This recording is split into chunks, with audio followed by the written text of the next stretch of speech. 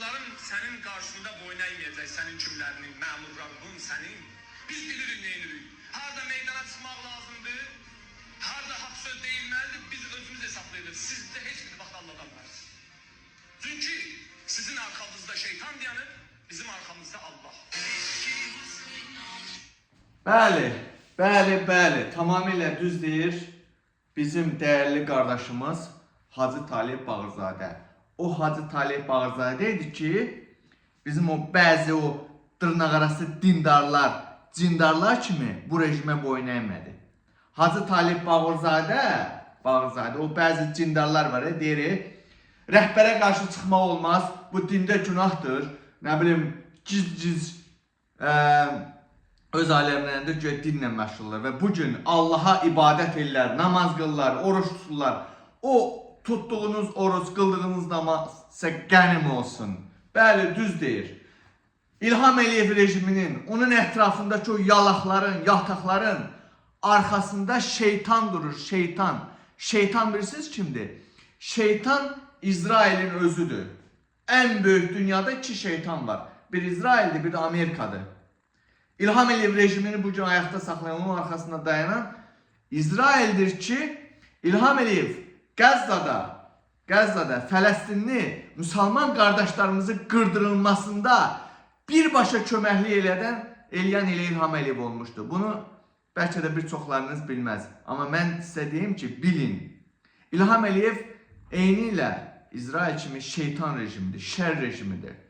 İlham Əliyev rejimi də Allahın lənətlədiyi bir rejimdir. Və Hacı Talib Bağırzadə siz xalqın haqqını dediyi üçün, yalnızdırmı? Nardaranda dəfələrlə Nardaran cəmaatının önündə çıxışlar eləmişdi. Nə deyirdi?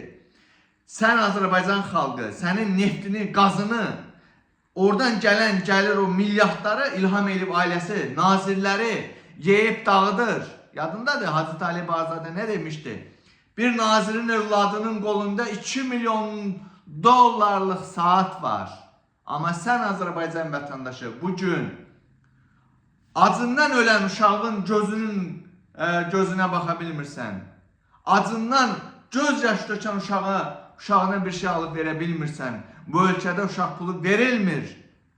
Amma nazir balaları, məmur balaları Avropada, Dubayda, nə bilim, dünyanın ən bahalı ölkələrində lüks həyat yaşayırlar. Azərbaycan xalqı.